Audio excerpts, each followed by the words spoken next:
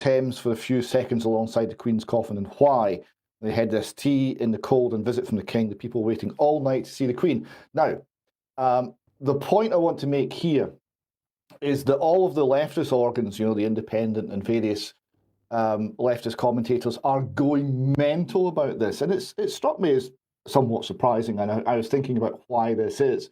And I put it to you that I think the answer is that they have a philosophy that is all about grievance, it's all about whining, it's all about constant angst, and it's also all about control. And here what we see in the part of the British people is a spontaneous, they won't like that, decision to proceed with dignity.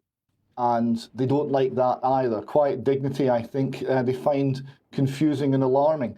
So I think this is another example of the British people's reaction to the Queen's passing being quite a significant moment for them. David, I think that's a very interesting point. For me, over the weekend, I was trying to pick up the feeling of people around me, and something that I felt, maybe it was just me, but it was like people were trying to grab hold of something that was, bringing them together, but also it was some calm. And I know this might be considered a strange event to label as calm, but it was almost like people were grabbing hold of something, because of course they live in a world of increasingly orchestrated chaos and turmoil. Exactly so. It's a culture. What we're seeing here is a culture of dignity and calm reasserting itself over the culture of victimhood and collapse and essentially panic that we've been told repeatedly for, well, certainly the last 2.5 years, and really for several decades, that we're meant to be living in constantly. Yeah. Well, I picked up on this tremendous picture from the Times with the headline, "Charles gives thanks." The King says he's deeply touched by public support. They had this tremendous picture. Now, what was interesting about the picture is it's the Buckingham Palace 1844 room. And of course, there's the lovely Liz Truss. I looked at them and I looked at the colours. Well, obviously, we might expect sombre colours, but it was something to do with Liz Truss. And it's a stance, awkward. We might say it's awkward. And then I thought to myself, when you see, a black bird strutting around on the ground, and it's, I don't know, very strange posture, very uncomfortable. It reminds me of Theresa May in many ways. But my thoughts about that room, Brian, are that have they chosen that room because the main colours are blue and yellow? Well, possibly. That's a very good point. But I'm going to thank, unusually, Vogue for coming up with some information I didn't know, because Vogue said that this is called the 1844 room because the year 1844, that's when the space received Russian Tsar Nicholas I, a guest so grand that his portrait once hung on its walls. So presumably we don't want anything Russian in the 1844 room, although it was apparently created for that very purpose. Well, indeed. Well, look, let's move on. And well, after this, immediately after the funeral ends, Theresa May will, sorry, Freudian slip there, Liz Truss will be heading onto a flight over to New York for the United Nations General Assembly. So I just wanted to sort of give people a flavour of what the most recent Prime Ministers of the UK have been saying at the United Nations General Assembly. So let's have a look at David Cameron. We're back in 2014 when in his speech to the UNGA, he said, basically, and I'm paraphrasing, we've got to censor the internet. Theresa May then in 2018, she said, counter disinformation globally with the rapid response, counter disinformation globally with the rapid response mechanism. And that, of course, is the notion that she sold to the G7 in June of that year, that there would be a common narrative across all the G7 countries for just about every policy area going. Then in 2019, of course, Theresa May was gone. Boris Johnson was Prime Minister, and his speech was all about those damned anti-vaxxers.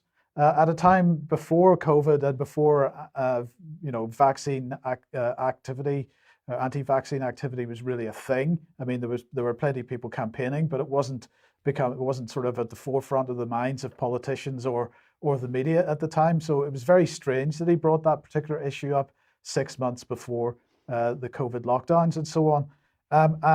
Well, what's Liz Truss going to be bringing to the United Nations General Assembly? Well, it's going to be damn Putin and Xi. And this is very much the message. And in fact, an attempt now from Biden at least to encourage Xi to separate himself from Putin and sort of isolate Russia, but that's not going to happen.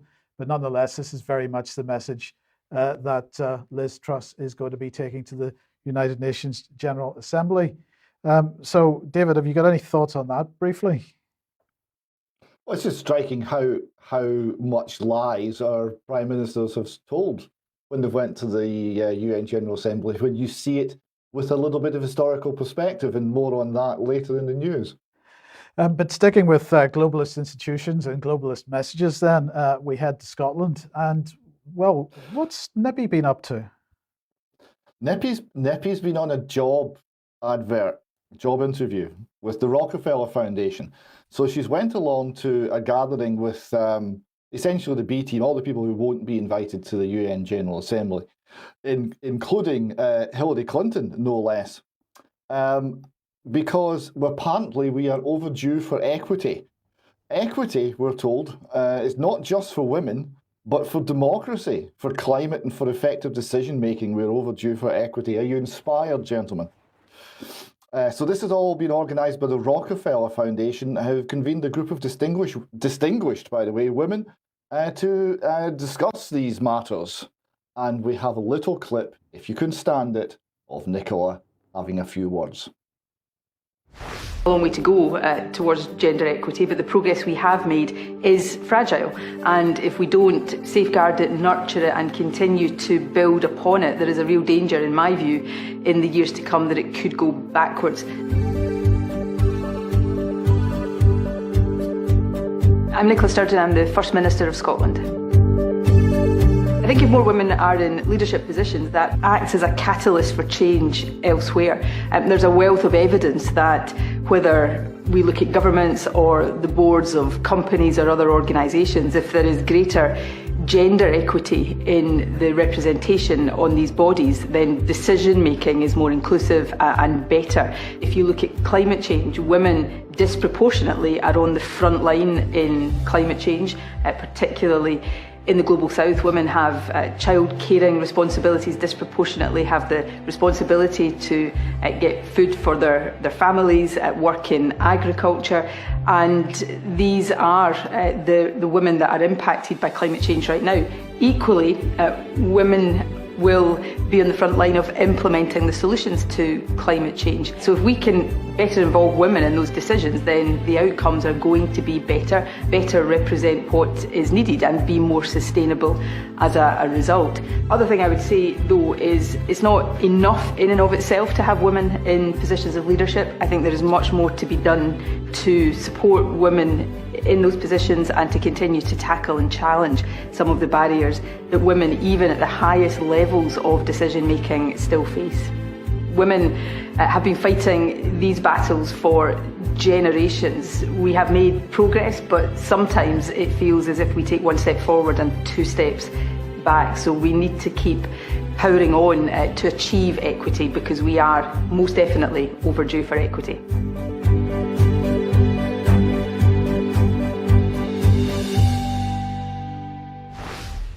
I'm confused, David. How does that work with the trans agenda? Oh, we'll come to that. Right, so we need equity. Okay, equity is key. I would point out that at no time have I or the UK column ever accused Nicola Sturgeon of taking one step forward. We've never said that. But anyway, she thinks that that was perhaps something that might have happened.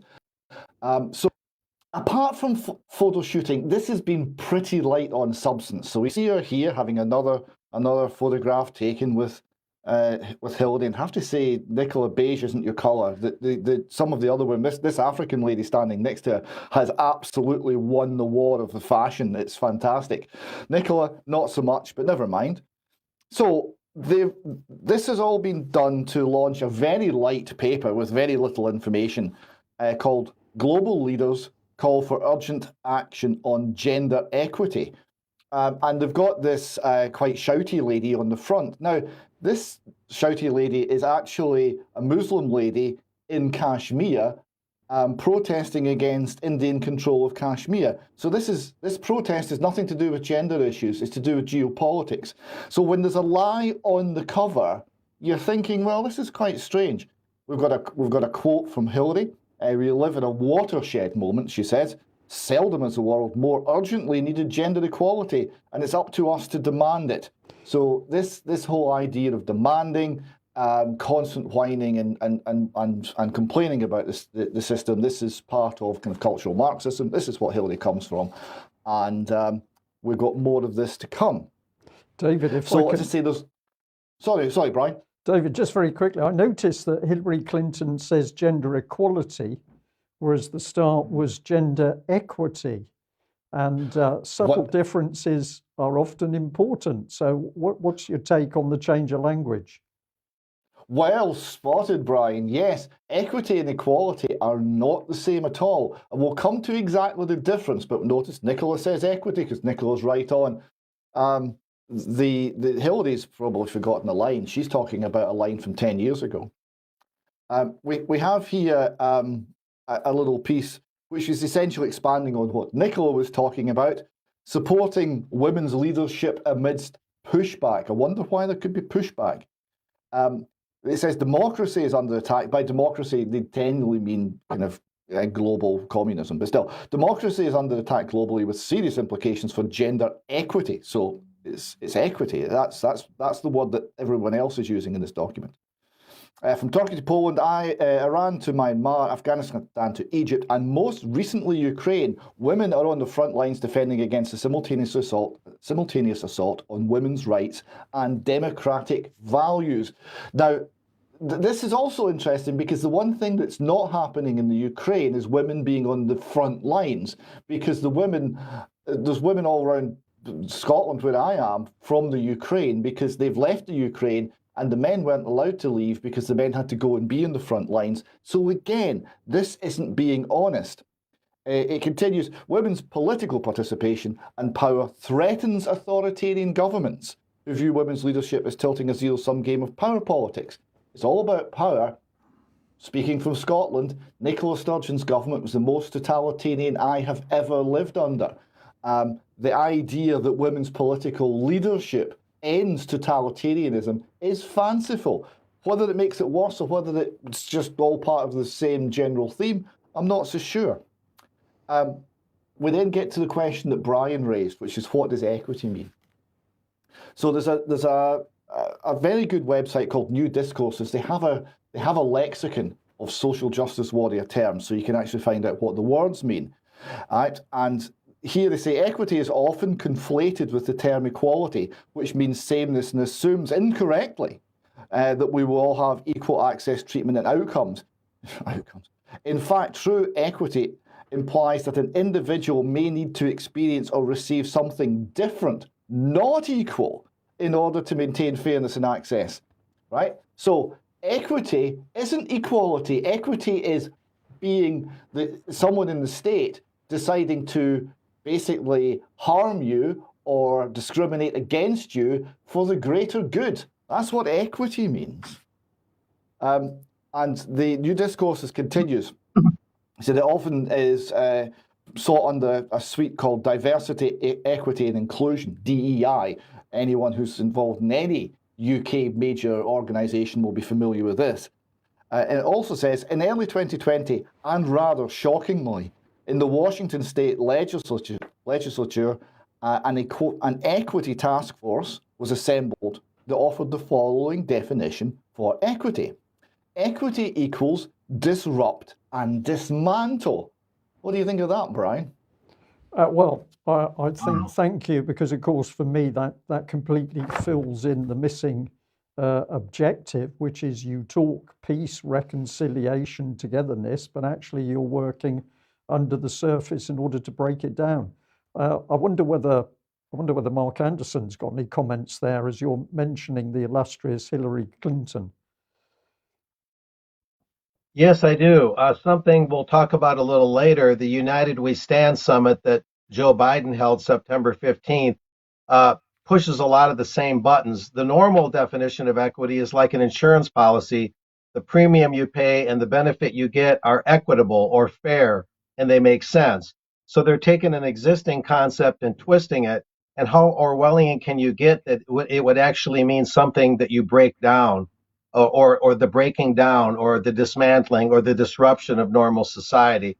And then they accuse others of being disruptors. Again, projection, accusing others what they're guilty of. How many times do we have to see it? Absolutely. And just to fill in a little detail, there, we go to the actual post in the 2020 Office of Equity Task Force. This is from Washington State.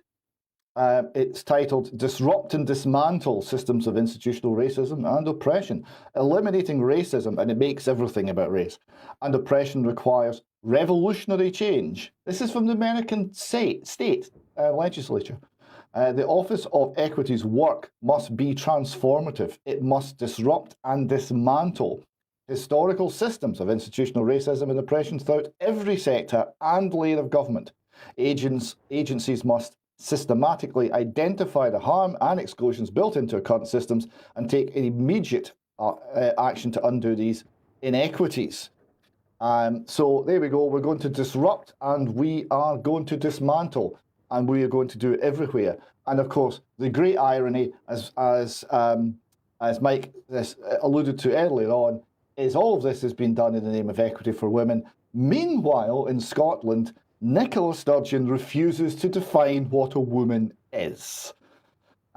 She described herself as a feminist to my fingertips, but said to define what a woman is would oversimplify the debate on transgender rights. So equity for women is essential, she says, but she can't tell us what a woman is. It's incredible, isn't it? To do the UK column news becomes ever more difficult as this terminology gets bandied around. Well, what's the connection between all of that and how many fighters does the RAF have? It wasn't until this morning that I began to understand the true significance. So this was the little question in my head, and it had come up simply because somebody casually mentioned to me it was very difficult to find out actually how big the Royal Air Force was. And if you went to their website, it was rather confusing. So let's just give you a little glimpse. The whole of the Royal Air Force website has been really well designed for probably a 7 or 8 year old boy in the first instance. So there's lots of colourful graphics. You can click on buttons and you'll get information, but none of the information is down to the baseline of how many aircraft they've got and what the real capabilities are. So this was one selection of a page where you can spin a globe. Yes, as you click on the globe, you can spin it. You can then choose a dot and click on it. And when you click on the dot, it will give you some embedded information. So I clicked there in the Middle East and up came exercise Lightning Dawn. Well, it's Cyprus actually. First overseas exercise for the new Lightning aircraft for the RAF and Royal Navy to gain vital experience in maintaining and flying the aircraft in an unfamiliar environment. That was all very good, but I couldn't find out how many there were. No, it does amuse me though, the word maintaining comes first. Yes, but don't worry, because if they're having trouble with the aircraft, they're protecting us in space. So there were a lot of dots off the globe, and that confused me initially until I realized that we were actually defending the whole of the universe. So we've got UK Space Command, UK and worldwide, and UK Space Command personnel monitor space 24/7, 365 days a year to protect the UK's interests in space. So that made me feel much happier until I discovered another key page on the RAF website was this, health and well-being. And some of the small print is a little bit difficult to see. So let's have a look at what it says. During the coronavirus lockdown, keeping our physical and mental fitness levels up has never been more important. We've collated a range of tools and resources to support you during this time. keep checking back for further updates. So according to the RAF, they are still very much fighting in an environment of coronavirus lockdown. I don't know how many other people might say, but I thought we were out of that. But no, they're defending us in space and they're defending against the virus. But let's have a look at this in a bit more detail, because what they do is recommend a great number of organizations for personnel, RAF personnel, to go to in order to keep themselves mentally fit. And this leads me to ask, is there a major mental health problem in the RAF? If there is, then I think we need to be concerned about it.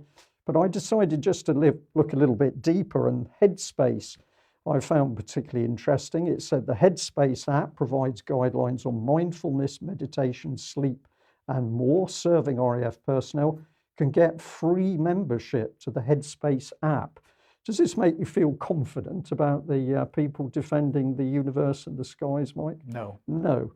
Well, here's the app, Be Kind to Your Mind, and this is the exact page that comes up when you click from the RAF website. And of course, somebody's trying to sell you something straight away. Who's doing it? Well, here it is, about Headspace.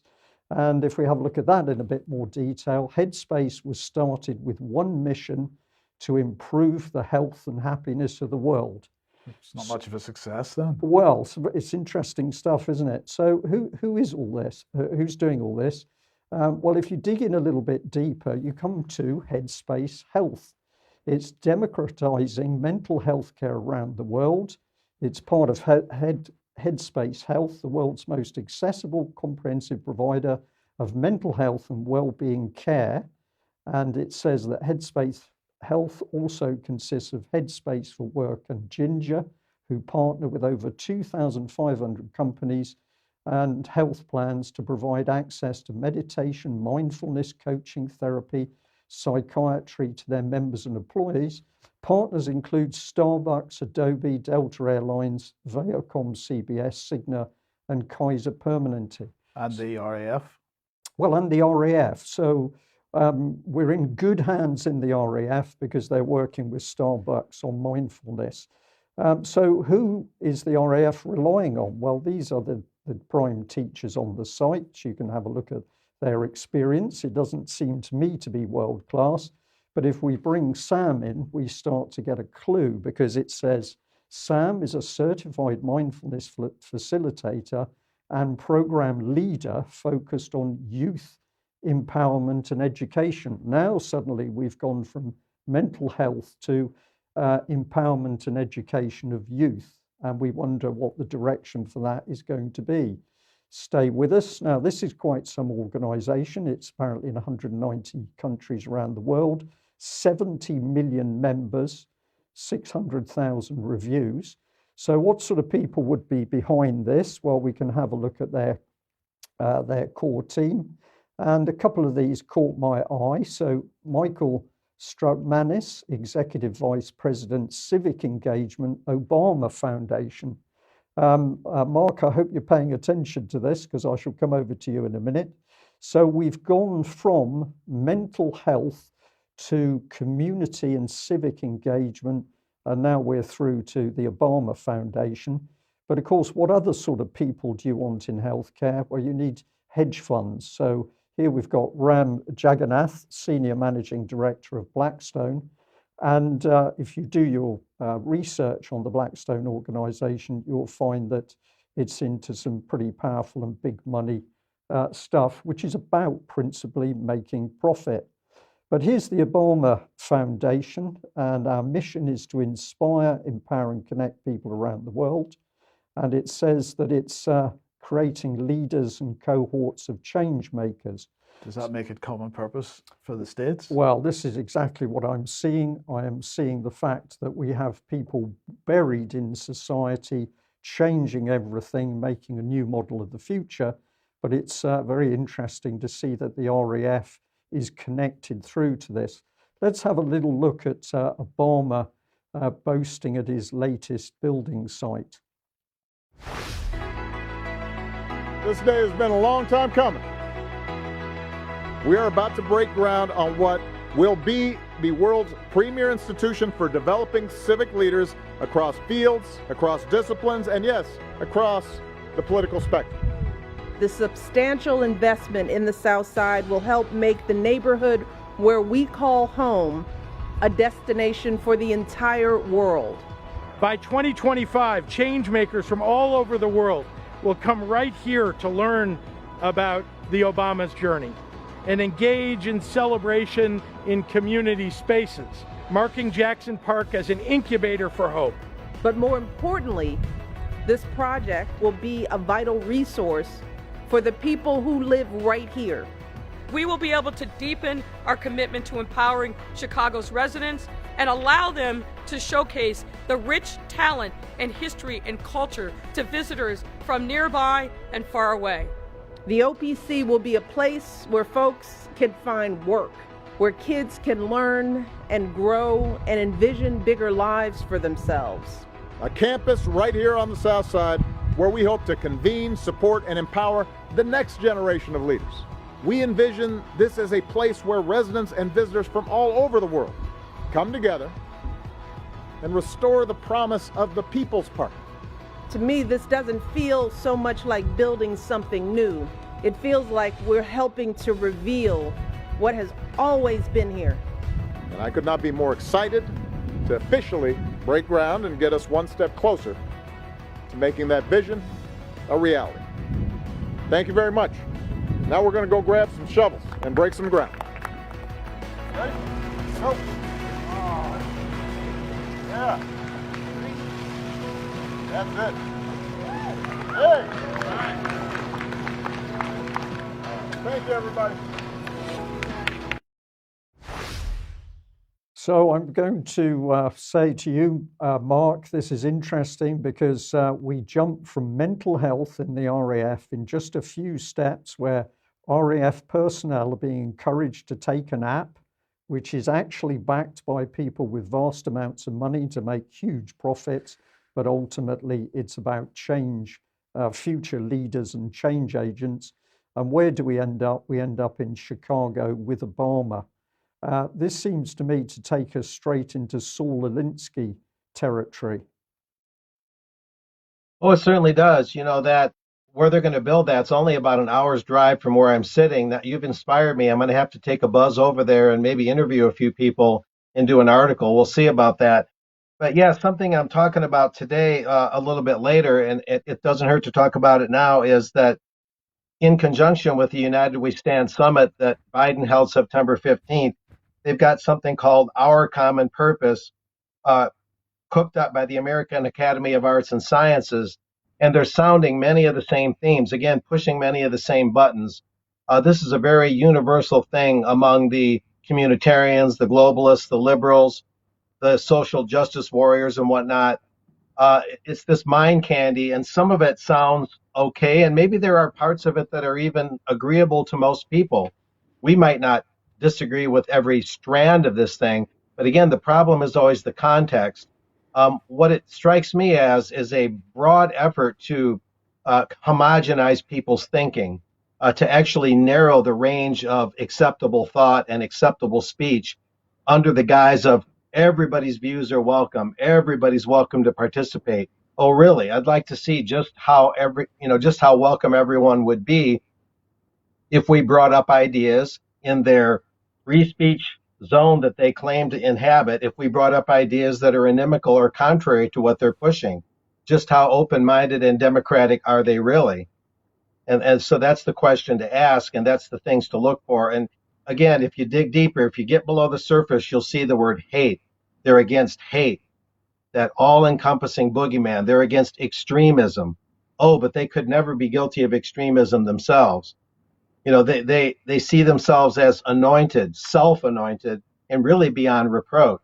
And that's the underlying part that disturbs me and should disturb a lot of people. Okay, Mark, thank you for that. Well, of course, we have King Charles, who's been saying that he's calling on an army of the international bankers and globalists who control trillions of pounds. So they are the only people who can change the future of the world. Just draw your attention to this little on-screen video from Blackstone. So when we talk about these vast sums of money from the hedge funds, and we find them alongside the likes of change agents, we know we're into a very powerful mix. So encourage people to go and do your own research there with Blackstone. But just fascinating. RAF, is it functioning in a way that we would expect a military organization to function, or is something else taking place? I rather think it's the latter. And Mark, another big group that you stayed on the trail of is, of course, the Bilderberg Group. And we thought they disappeared, but they still seem to be active. What have you got here for us with Malcolm Turnbull? Well, Malcolm Turnbull is not a household name among those you would call globalists, but on September 15th, happens to be the very night that Biden held his United We Stand summit. No real significance there, just the timing. He spoke to the Economic Club of Southwest Michigan right here in my neck of the woods, and I landed some press creds and went down there. And I actually asked him a question under the rubric of UK column. I mentioned UK column just to put a little something in his craw. But this Malcolm Turnbull, who from 2015 to 2018 was Prime Minister of Australia, is quite the man. Like the headline indicates here, he's worn numerous hats, started out as a lawyer. I couldn't get it all in the headline. He was a journalist, a telecom corporate raider, you might say, creating monopolies, I'm told, by a contact of my own in Australia in the internet world in terms of internet companies. And again, Australian Prime Minister. And now he's with the Kohlberg Kravis KKR firm, which has offices all over the world, Chicago, Houston, etc. And that firm is run by Henry Kravis, who's a longtime Bilderberg fixture, as I mentioned in this article at thetruthhound.com. But his wife, Marie, is not only co-chair of the Bilderberg Steering Committee, but she's president of the American Friends of Bilderberg, which finances and does the arrangements for the American contingent that goes to the annual or almost annual Bilderberg meetings. Due to the COVID disruptions, they don't happen quite as frequent. But Malcolm Turnbull is quite the mover and the shaker. And there's a lot of people out there like that aren't household names, but are strong and persistent change agents. One of the things he said during this presentation at Lake Michigan College in Benton Harbor, Michigan, was that those that disbelieve in climate change are akin to those that disbelieve in gravity, which is quite a statement. And he didn't even make the distinction. As I tried to point out, I could only get one question in. I wanted to ask him more, but he didn't even make the distinction that while many agree maybe that the climate is somehow changing, many see it as solar activity and other largely uncontrollable natural processes that are bringing about whatever variations there are in the climate. And so in a very oversimplistic, crude sense, he just says, if you disbelieve in climate change, therefore you must not believe in gravity either. And then he passes himself off as a conservative. In the Liberal Party, that means conservative in Australia, more or less. He passed himself off as a center-right conservative. So I did get a chance to ask him a question. I said, Mark Anderson here for ukcolumn.org. I wanted the audience to hear that, so they stopped reading just the mainstream press, perhaps. But I said, how do you reconcile being a conservative with the fact, by your own admission, that you're pro-gun control, pro-gay marriage, and pro-abortion without limits? And he gave the most Harry Houdini answer you can possibly imagine. Verbally, he twisted and turned until he got out of the water tank, you might say, until he got the chains off his hands, metaphorically speaking. But it took him about 5 minutes, maybe longer, to explain how a conservative can be so liberal. And so he really had a lot of misrepresentation and absurd statements in his presentation. But he's one to watch. He's very, very active in the pro-vax campaign, the pro-climate change. It has to be due to mankind's activities that we even have global warming. He's very active in all of that. And I think he has more influence maybe than we realize. And there are others like him that they operate just below the surface that are very powerful change agents, which is a powerful theme, or a dominant theme in today's UK column. So Malcolm Turnbull, we haven't heard the last of him, but he certainly is a very wily, worldly change agent that I think we'll see much more from. Yeah, Mark, thank you very much for that. Well, you've now got an excellent segue, I think it's called, into David Scott. And your headline here is Demand for White Supremacy from FBI Headquarters Vastly Outstrips the Supply of White Supremacy. What is going on? Well, the United We Stand Summit basically centers on the theme that there's hate and extremism. And although they don't say it explicitly all the time, it really boils down to the idea that the main domestic terrorist threat in the United States is not only white, but white supremacists. But as G. Edward Griffin's Need to Know News site is pointing out, FBI agents have admitted that there's a vast shortage of actual white supremacy. It's largely just an invention, another specter of fear, as if we need more, right? And when they say white supremacy, what they really mean is the basic European Western Christian model of civilization they see as outmoded, anachronistic, outdated, however you want to describe it. They want a different civilization other than the basic European Christendom, you might say.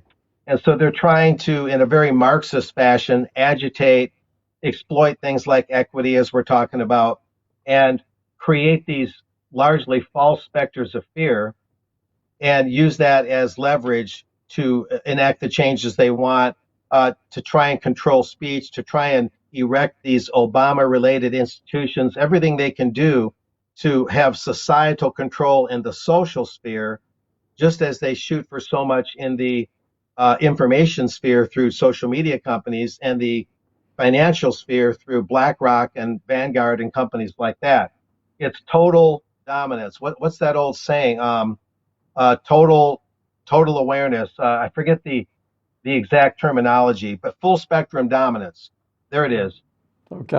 Although they try and soft pedal it and use soft power rather than hard power, nevertheless, I believe the evidence shows that that's what they're after. Excellent, Mark. Thank you very much for that. So, David, I think that's a good introduction to your next section. Yes, another little piece on the rabid dog that is British academia.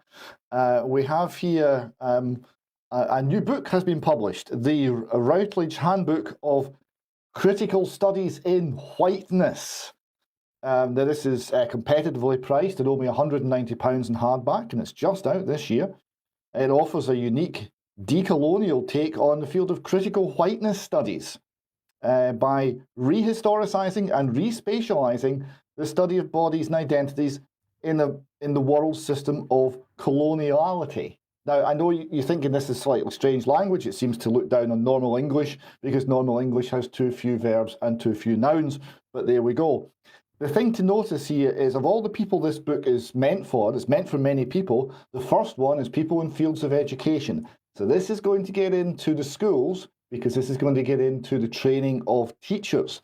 The people who edited this are Shona Hunter from Leeds Beckett University and Christy van der Westhuizen from the Nelson Mandela University.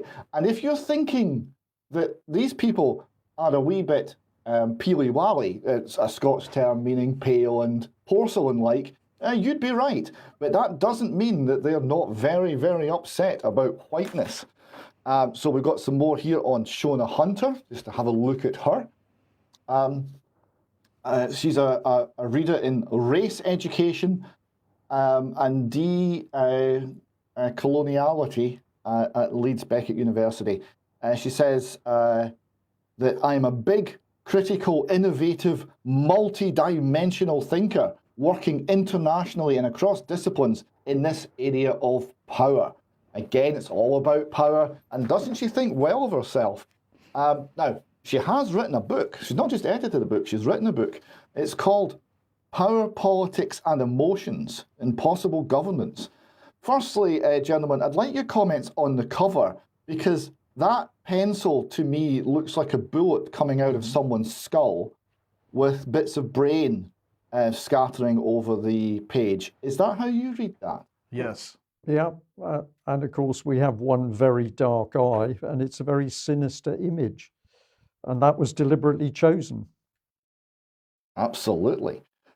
So I haven't read the whole book. I have looked at chapter 1, Governing Subjects, Repression and Equality. And wouldn't you know that right at the start, she quotes Tony Blair.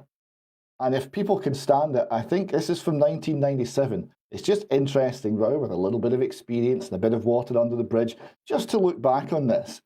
What Tony said: on May the 1st, the people entrusted me with the task of leading their country into a new century. That was your challenge to me. Proudly, humbly, I accepted it. Today, I issue a challenge to you. Help us make Britain that beacon shining throughout the world. Unite behind our mission to modernise our country. There's a place for all the people in New Britain, capitalised. And there's a role for all the people in its creation. Believe in us as much as we believe in you. Give just as much to our country as we intend to give. Give your all. Make this the giving age. Quote, and he's quoting here from Clause 4 of the Labour Party Constitution. By the strength of our common endeavour, we achieve more together than we can alone.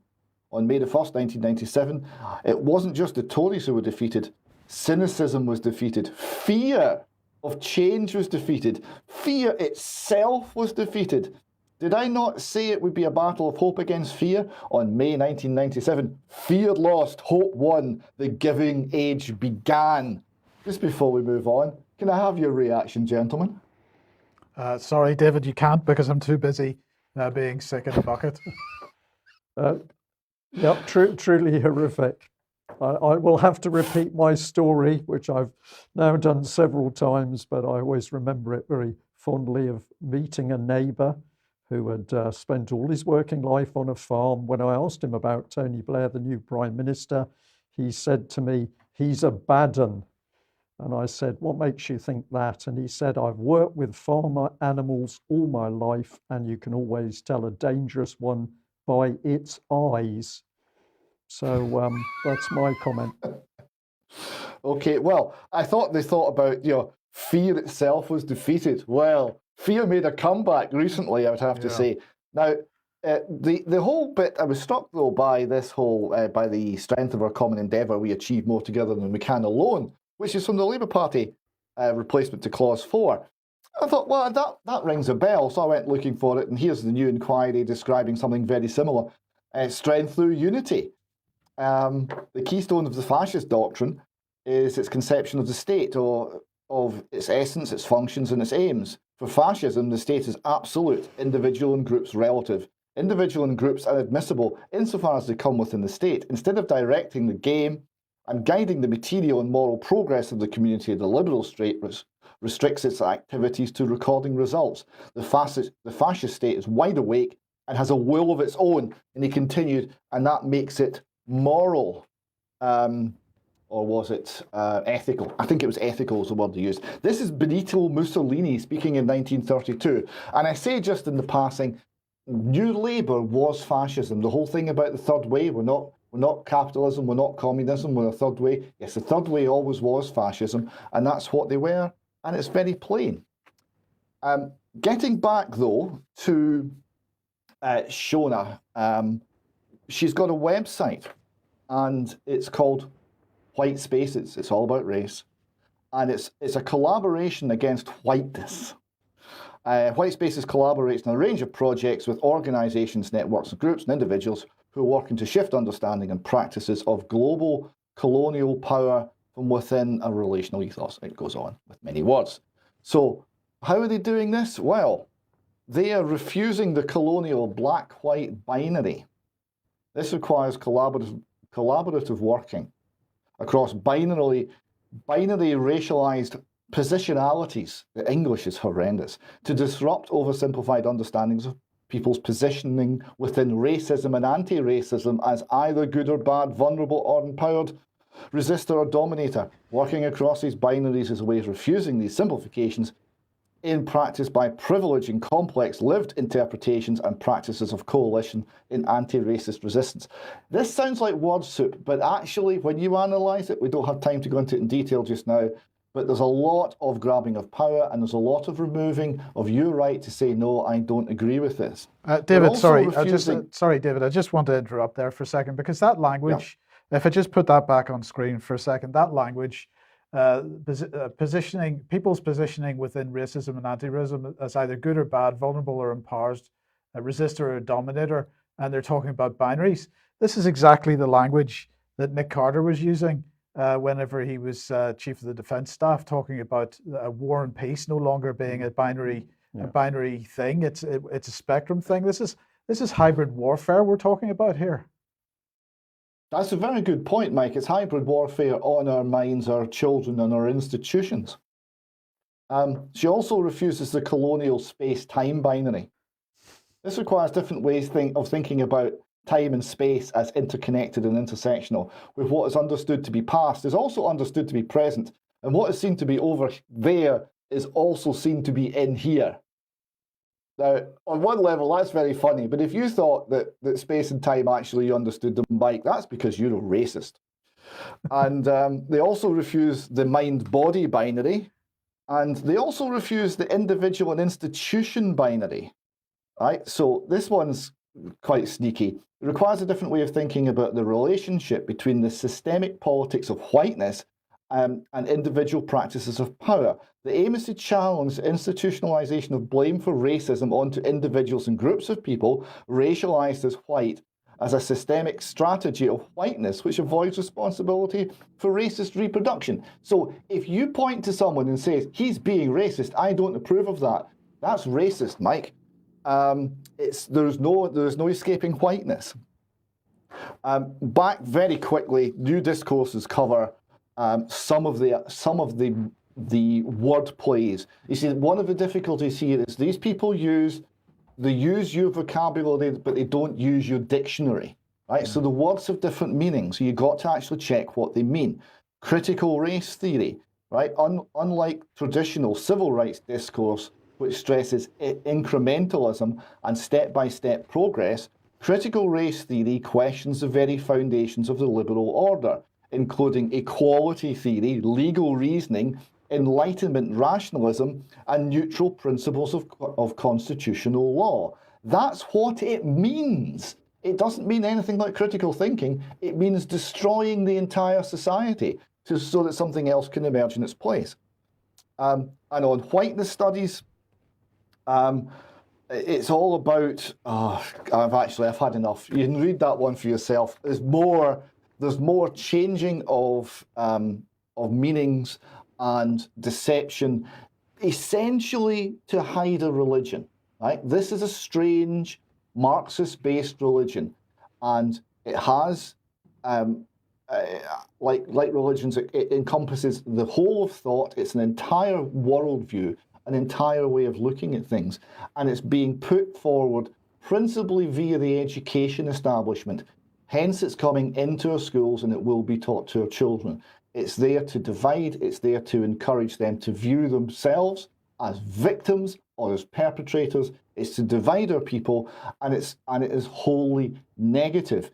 And it is, and they actually describe this themselves, virus-like, in that once they take over one institution, people leave that institution and they carry the virus of these ideas with them into other institutions.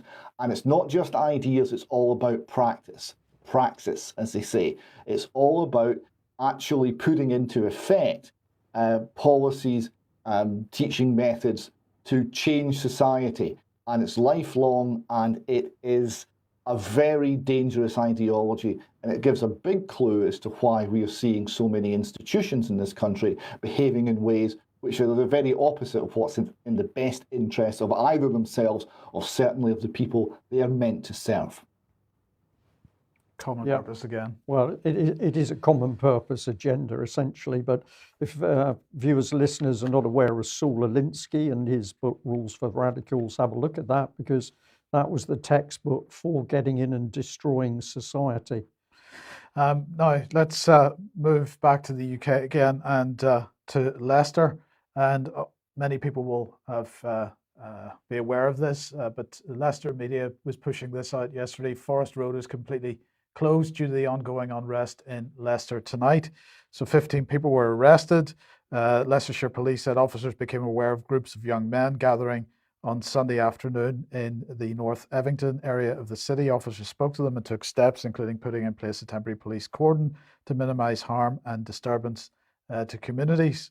The police also said that the 15 remained in custody, and they said that large crowds had formed when groups of young men gathered for unplanned protest.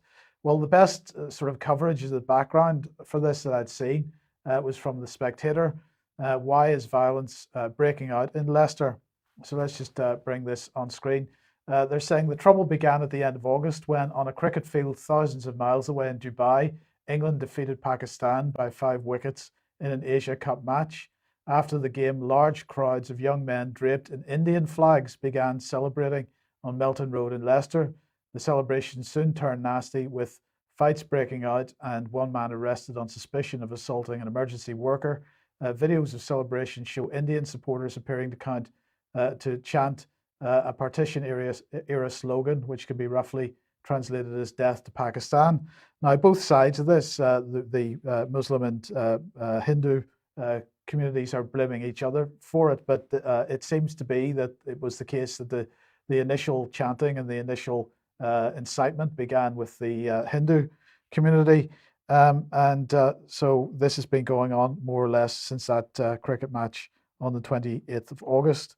In a statement, the leaders of the Hindu and Jain temples said that we condemn the insensitive and utterly disgraceful acts on the streets of Belgrave and North Evington. Leaders of the Hindu community are not going to tolerate such acts of aggression that undermines the relationships and unity within the city of Leicester. And on the Muslim side, they said, well, basically the police weren't protecting us, so we're going to take matters into our own hands. So, David, we're running out of time, but very briefly, interested to get your thoughts on this. But I'm hearing that this is happening in other towns as well. It's extremely concerning. I mean, we've got here essentially something verging on warfare between two sides, and you've got a police force talking about our communities. They're not talking about our community anymore. They're not even pretending that they have a community. They've got multiple communities at one another's throats, it would seem, at least for the present. This is multiculturalism. This was, of course, the plan. Yes. Okay, let's move over to the question of journalism. And I saw this article in the Mail, which raised some questions for me. So this is from Alex Brummer, and his headline is "Investigative Journalism is a Public Good. It is often an unequal fight when big corporations are involved, but don't give up." And what he's saying here is the latest Economist parodies UK titles for Pravda journalism in coverage of Queen Elizabeth II's death. A fuller reading reveals acres of material ranging from royal complicity and colonialism to criticism of that royal miscreant, the Duke of York. Well, perhaps it has been there, but as a proportion of the overall content, it's been a very small proportion of the overall content. And so it's hardly surprising that, although I'm not going to defend The Economist in any way, but it's hardly surprising that there's been some criticism of the coverage. Anyway, he goes on to say, investigative and campaigning journalism is a public good. And I absolutely agree with that sentiment. It is a public good, but we're not saying it. Anyway, he goes on in his article to see the powerful role which financial journalism can and does play in cleaning up business is central to the documentary Scandal, Bringing Down Wirecard, released by Netflix. The film tells the story of how insidious Financial Times journalism, backed by a determined editor, Lionel Barber, brought the fraudsters at fintech pioneer Wirecard crashing down and embarrassed German authorities. It also demonstrated how easily serious investors, auditors, and markets can be bamboozled if they don't want to believe something. And I'm going to say that there is a good investigative journalism out there still, but it's mainly focused on this type of thing, on financial crime, corporate crime, and so on. Where we're not getting any real investigative journalism in the mainstream press is with respect to geopolitics or the activities of governments and so on. And we've covered why that is in the past. But part of the problem here, of course, is that we now have an entire infrastructure built up to make sure that the narrative in the mainstream press and on the internet and so on is kept in line. And so I just want to mention this because European fact-checking organizations have now approved a code of professional standards to combat misinformation. And this is from this organization, the European Fact-Checking Standards Network. So let's have a look at the report itself. This is the European Code of Standards for Independent Fact-Checking Organizations. And here's one of the things it says. The European Code of Standards for Independent Fact-Checking Organizations is a set of criteria designed to ensure that organizations fact-checking mis and disinformation adhere to the highest standards of methodology, ethics, and transparency in order to best serve the public interest. That should make you feel absolutely great, Brian. Yeah, they'll be independent, Mike. Absolutely. So the European Code of Standards and the EFCSN are open to organizations dedicated to fact-checking, defined as the use of evidence-based methods to verify the accuracy of claims made in the public space. Organizations must have a substantial and demonstrable focus on a country that is a member of the Council of Europe, Kosovo, and Belarus to apply. So keep that in mind for a second when we look at who some of the members are: Council of Europe, Kosovo, and Belarus. But nonetheless, evidence-based method. Well, what is the evidence that we see in most fact-checking reports? The evidence is the regurgitation of official government statements. That's the evidence that we actually see in fact-checking reports. And there's nothing in this standard from this organization which rules that out. It goes on to say, provide evidence. So they're required to provide evidence for every pertinent factual statement made in an investigation, relying on primary sources. Well, when the primary sources that they rely on are the government, then we don't actually get any proper fact-checking at all. Provide at least two, though preferably more, sources to verify the central claim of investigation, except in cases where there's only a single relevant source, like the government, for example. Again, none of this rules out relying on the government as the source of information as a primary source. So let's just have a look and see who the key players are in this. Here's the working committee members. And who do you see on there, Brian, that absolutely jumps out at you straight away? Well, certainly a little organization called Full Fact. Yes, up pretty quickly. So there are two organizations from the United Kingdom on this, even though it's an EU thing. So Full Fact is one, and Logically is the other. And when we look at the Full Fact website, what do we find? Well, we find them campaigning for the government to ensure that the online safety bill protects citizens from harm. So there we go.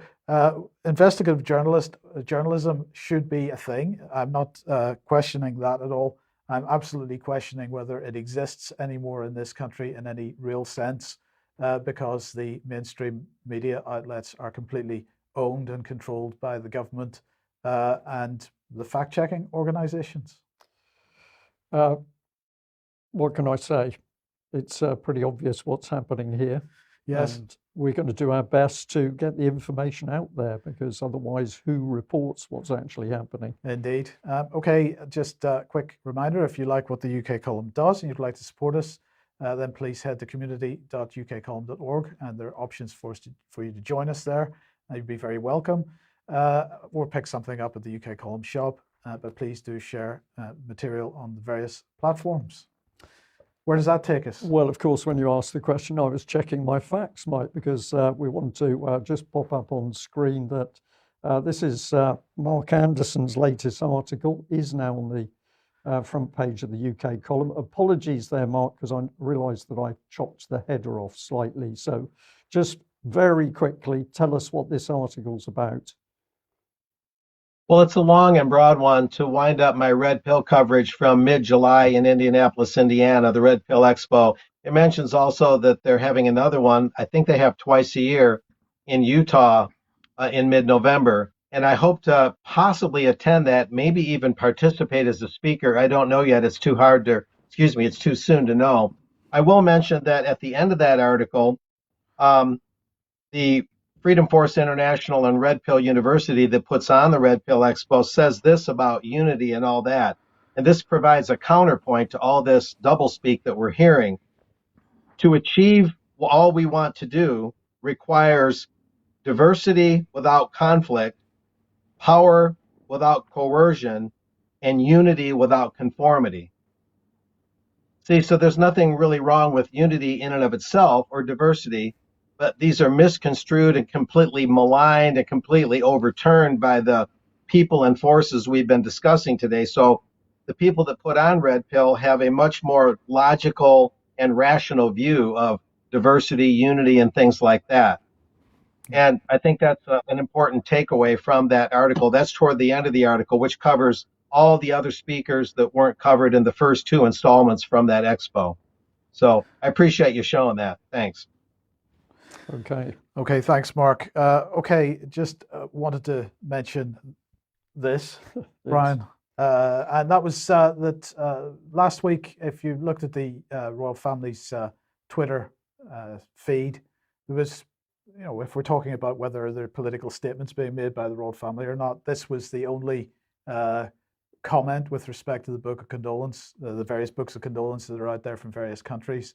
They decided to retweet this one. The Foreign and Commonwealth Office have been tweeting and retweeting a whole range of different world leaders and different countries, but the royal family chose Zelensky as the one, and that seemed like a political statement to me. Well, it's absolutely a political statement, and of course the royal family are going to continue to push out a political statement with regards to Ukraine. As a very quick update, and as always, we're going to thank other people who are doing a lot of very good research work to bring out the facts to a worldwide audience. So today I've chosen the Military Summary channel, and this is a couple of screenshots. Encourage you to go to YouTube and actually watch and listen to the full video. But if we just have a look at a couple of places on the front, this is Mykolaiv front. This is where the Ukrainians were going to have this huge attack, offensive towards Kherson. In the event, the thing simply did not get going, and the offensive was crushed with very heavy losses. So this part of the front, at least, nothing much happening in the lowest southwestern area. But if we move up to the circled area, this is where Russian forces crossed the Ingulets River and made an incursion into Russian-held territory. The Russians blew a dam in Krivoy Rog, flooded the river, caused quite a lot of disturbance to the Ukrainian supply lines and the reinforcement routes. And it would appear at the moment that the Russians are simply hammering the Ukrainian forces that are now on the Russian side of the river with artillery, and the reports of casualties are truly horrific. I'll come on to those a bit later. But if we move along the front, Zaporozhye, we've got some exchanges of artillery, very heavy strikes by the Russian, including Russian Air Force, some counter-battery fire into Russian-held territory. But generally, the bulk of the fighting is round into the Donbass area, and in particular where the Russians are fighting very hard with their Ukrainian allies to take territory west of Donetsk. And this is to try and take pressure off the city, because the Ukrainians are once again specifically shelling civilian areas of Donetsk, and the Russian response is extremely hard. So it does appear that over the last week in particular, the Russian stance has firmed up, and they are bringing more and more weapon systems to bear, with the result the Ukrainian casualties increase. So if we have a look at this overview screenshot, you can see the little orange flashes, which are where there's either been extremely heavy strikes or there is quite a lot of fighting on the front. And I'll include this one because a report here from one blogger showing damage to the administration center in the Kherson region. And of course, these are all Ukraine HIMARS attacks. Well, they're not, because this is courtesy of the US. And this is something which I find despicable, that we have the US, UK, and EU sitting in the background, supplying the weapons, helping the targeting, and those weapons are clearly being used to target civilian infrastructure, which is largely at peace. So overall, what can we say? many of the reports online are that in the last 2 months, Ukrainian casualties as high as 52,000 men killed and wounded.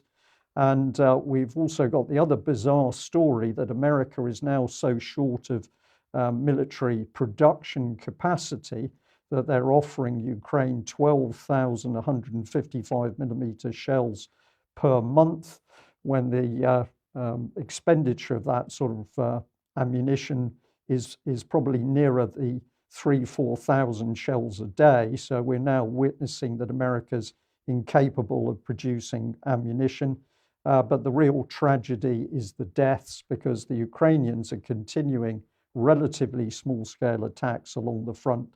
And each time they do it, they are losing 6, 7, 8, or 9 tanks, armored personnel carriers, and we are seeing men killed in increasing numbers. So it's not uncommon now in a day for 500 Ukrainians to be killed, and this is all courtesy of the Western weapon systems being pushed into the country. Does that take us back to Mark? It does, because I've mentioned obviously the US involvement, and I think President Biden here, United We Stand, was a bit too much to take, really. Yeah, more mental warfare. As we've always said, war is always psychological and informational. Fighting and violence and weapons and all that is a secondary thing. And this United We Stand, when we have a porous southern border along the Texas line and Arizona, New Mexico, and California, this United We Stand thing is particularly diversionary in that sense. We've got some real problems that affect everybody. The fentanyl drugs coming in, the criminal gangs, MS-13, and drug cartel scouts who enlist younger people to do some of their scouting and miscellaneous work, as I've mentioned on UK Column before. We've got real problems, but Biden says that the main problem is hate, and specifically white hate, aka white supremacy, and that's what the United We Stand Summit September 15, which I mentioned earlier today, was about.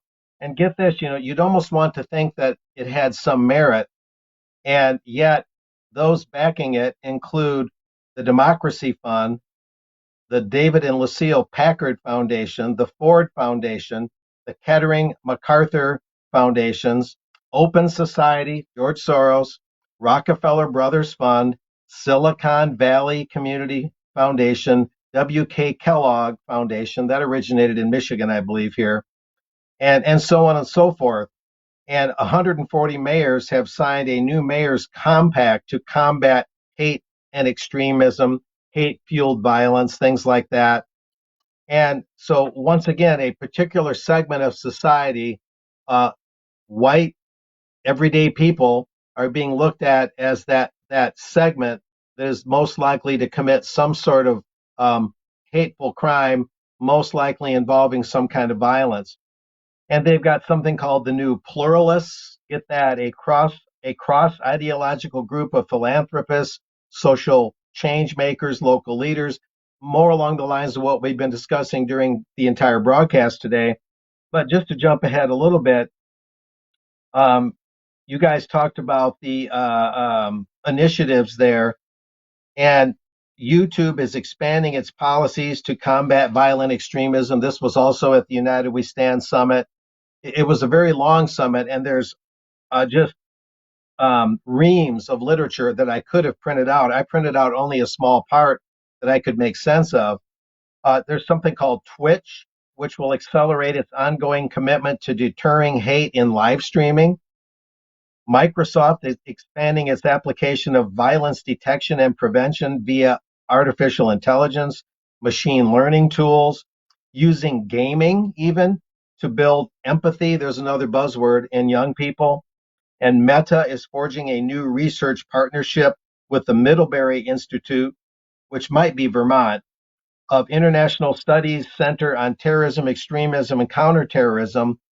And yet we heard earlier that some FBI agents say there's a shortage of what actual white extremism or white supremacy, even though there's a high demand among the Biden-led Justice Department and in so many private and public sectors. Yeah, there'll the problem be more is, to Mark. unpack Sorry, on this. sorry to interrupt. The problem there, Mark, is that of course the language of hate and extremism and so on and white supremacy is being used to cover what's really going on, which is this notion of information terrorism, and we've started seeing this term being used openly now. This term of information terrorism. This is what David Cameron was talking about in 2014 when he was talking about censoring the internet because of the violent extremism that is on the internet, but they never dealt with and they never wanted to deal with Islamic violent extremism that was coming out of ISIS or Al Qaeda or any of these organizations in the Middle East. What they're really aiming to do here is to deal with the information terrorism, which is counter the official narrative. Oh, absolutely. And ISIS outfits like that, of course, were largely intelligence creations, or at least intelligence infiltrated creations. At any rate, oh, that's absolutely it. They're sandbagging and doing everything they can, because we can take heart a little bit. They wouldn't be this intent on controlling information unless they were afraid of losing the narrative, and they wouldn't be so intent on manipulating public opinion if they weren't afraid of informed public opinion. Yes. See, there's some heart that we can take in this. They are really, really dropping the info bombs and whatnot, metaphorically speaking, because they're afraid of losing that narrative. The mainstream media, the mass media cartel, as I call it, is losing readers and viewers and subscriptions every day, while those like us, however slowly or incrementally, are growing, and sometimes not so slowly. And information is everything. We know that. Once it reaches a certain threshold and they lose grip of that narrative, it could be all over, and they're well aware of that. And that would explain at least some of their antagonism. Yes. Okay, thank you, Mark. And then David, just to finish off here, we've got a tweet from the wonderful Devi Sridhar. Well, I'll leave you to comment on this. Well, Devi had a problem. She tweeted, "I'm having vaccine envy." Right? She's looking in the United States, and this is a tweet from the Surgeon General of the United States. So Devi has vaccine envy. How lucky! How lucky to be an alpha. No, that's not what she says. How lucky to have access to an updated booster and flu shot together. The best way to protect yourself from severe illness from COVID-19 is to be vaccinated and boosted. And that's what she tweeted. And of course, there were replies. There were quite a lot of replies. I've got some here. I wonder if she reads them. Anne W. Bell replied, "My son died 10 days after his first AstraZeneca jab. Please bear a loss in mind when you make tweets like this. You are very lucky not to have suffered as my family have." Jess Wells said, "Shameful tweet. My kid's dad is dead after his second. My mum is on palliative care after a heart attack a month ago. My dad had 2 clots." Susie Copsey tweets, "My brother doesn't feel so lucky." And there's a shot of dad of 2, age 42, trapped in his own body after an extreme reaction to the vaccine. We've got Dom Free retweeting here a tweet that says, "I took the Pfizer booster vaccine November 19th, 2021. Nearly 10 months of hell. Dizziness, cardiovascular issues, fatigue, weakness, no help from the government, no help from the NHS. I am not misinformation." Tatiana McLeod said, it wasn't good for not for my late auntie, it wasn't. The COVID booster ended her life. You ought to be ashamed recommending that poison." And Ward replies, "How lucky you are to have had the vaccine and not suffered any long-term effects. It can happen to anyone, as it did to my husband. Died 23/3/21, confirmed by coroner complications of a medical vaccine, that being AstraZeneca."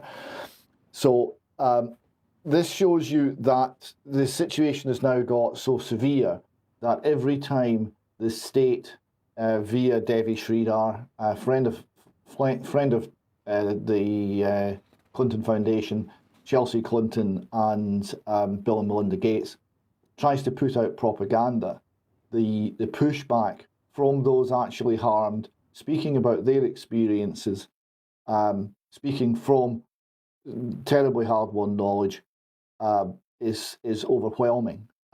So this is another example of the narrative not being capable of being held by the state anymore. They cannot cover this up. There are simply too many people speaking out, and too much harm has been done. Yes. Okay. Well, look, David, we're out of time, so let's just end with a couple of final slides here. First of all, we got Fyodor Dostoevsky. If we're still allowed to quote Russians, he said that tolerance will reach such a level that intelligent people will be banned from thinking, so as not to offend the imbeciles. I thought that was quite good, given the whiteness studies, critical whiteness studies we've been covering, and we haven't had a chance to talk much about the economy. We will come back to this, but I thought this cartoon, as the Fed jacks up interest rates and just saying a little higher, and the Wall Street bear is just about to strike. I thought that was very good indeed. Yes, indeed. Okay. Thanks, David. Is that the Wall Street bear or is that the Russian bear? Oh, Isn't it the Russian bear that's causing a few problems for Wall Street? It's that one's got Wall Street tattooed on its backside, so I think that's the Wall Street bear. That's the bear market, Brian. Okay, thank you for that. Well, that brings us to the end of today's news. So, David and Mark, thank you very much for joining us. We've got an extra time coming up in a few minutes. But as always, a very big thank you to all our viewers and listeners and supporters wherever you are in the world. We hope the information that we're putting out is spread by your good selves. So please share it far and wide. It's why we do what we do. And of course, we can only do this with your financial help and support. So thank you very much to everybody who's taken out a membership or is donating to the UK column. What are we going to do with this support? We're going to expand. Thanks for joining us. bye-bye. Bye-bye.